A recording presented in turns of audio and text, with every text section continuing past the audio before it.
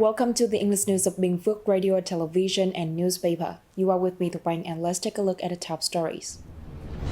Binh Phuoc steps up tech skills in natural disaster response. 53 awards presented in art and literature competition. The Prime Minister gives urgent direction on the gold market. Working Group number 5 promotes the progress of public investment disbursement. And now are the details. Local authorities should improve forecast capabilities and proactively develop practical disaster response plans to ensure the safety of people and property. This was the key message from Phạm Thụy Luân, Director of the Department of Agriculture and Environment and Acting Deputy Head of Binh Phuoc Province Disaster Prevention and Control Committee, during a mid-year review conference on disaster response and search and rescue activity. Luân stressed the increasing complexity of weather and climate patterns, calling for enhanced coordination among local forces and agencies. Timely implementation of social welfare policies is also crucial to ensure support for residents in times of natural disasters. In addition, he highlighted the importance of raising public awareness and advancing the application of science and technology in disaster prevention and response. During the first half of 2025, Binh Phuoc recorded average temperature 0.4 to 0.6 Celsius degree higher than previous years, with a peak of 37.2 Celsius degree. The region experienced 4 major heat waves and several bouts of heavy rain. Off-season rainfall and whirlwinds damaged homes and crops, with estimated losses totaling around 5 billion Vietnam dong.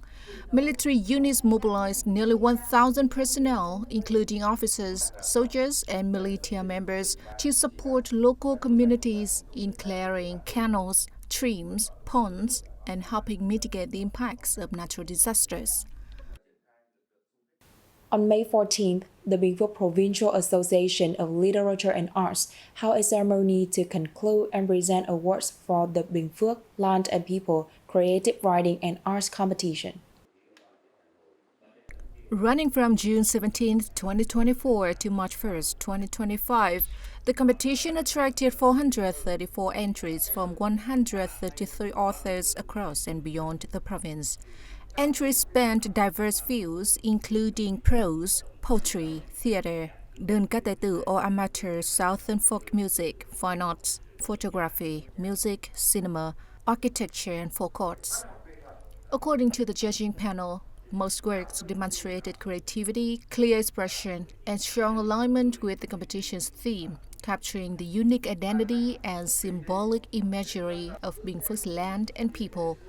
The pieces held both artistic and ideological value, contributing to promotion of the local trends, cultural traditions, and national pride, while enriching the spiritual lives of the local population.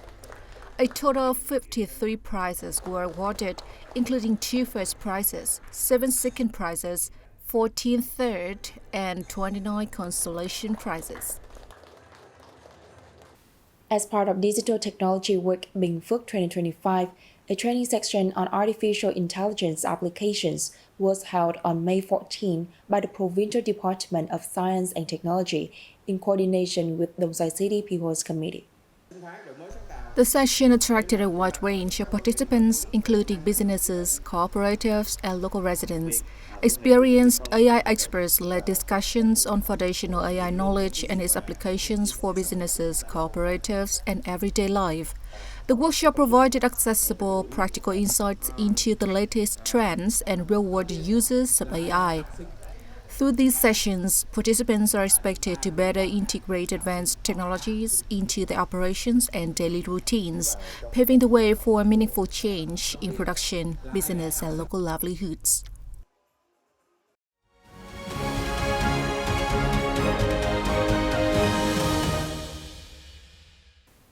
Moving on to top stories around the country. The Prime Minister has just asked the State Bank of Vietnam (SBV) to urgently issue inspection conclusions for enterprises and credit institutions trading in gold, strictly handle legal violations according to regulations, and report to the Prime Minister on the implementation result in May. Prime Minister Phạm Minh Chính has just signed the official dispatch number 64 dated May 13, 2025 on implementing measures to effectively manage the gold market.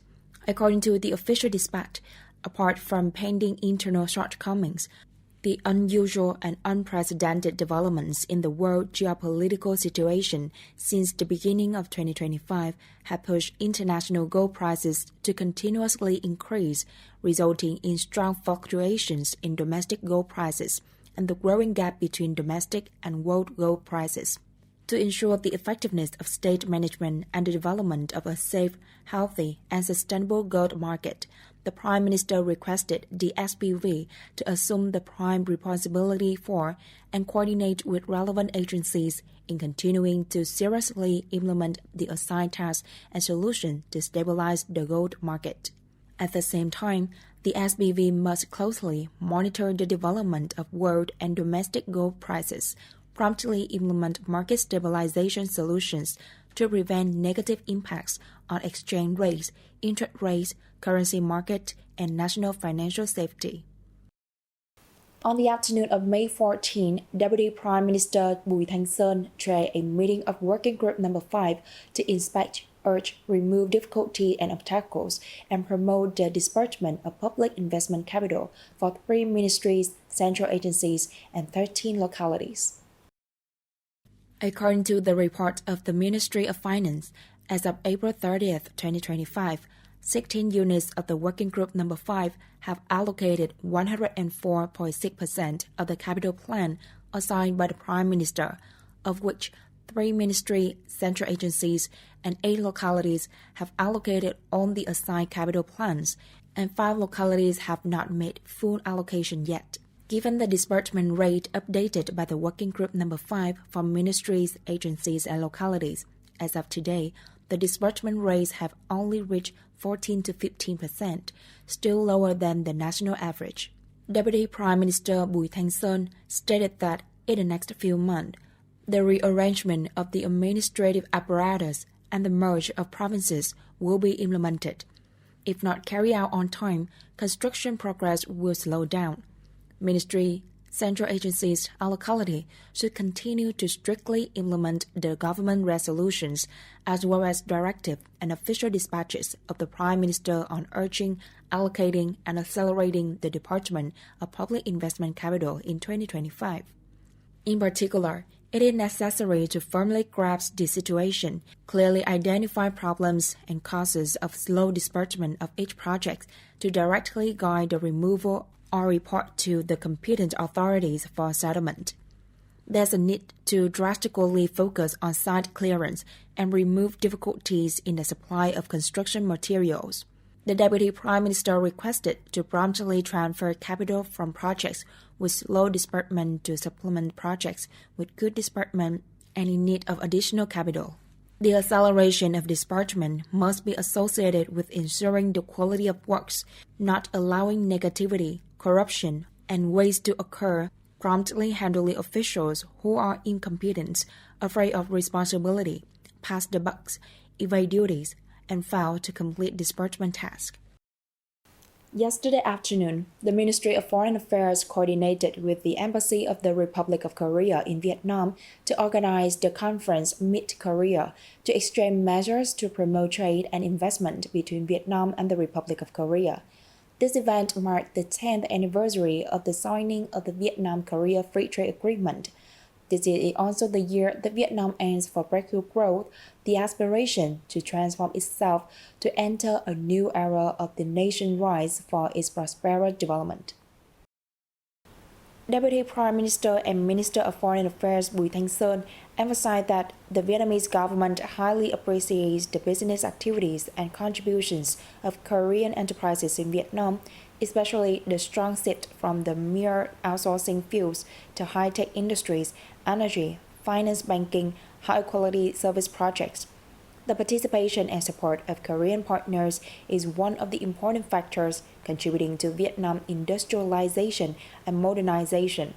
The government of Vietnam is committed to creating an open and transparent investment environment, facilitating and actively supporting to address problems for foreign enterprises, including Korean enterprises, to make stable and long-term investment in Vietnam.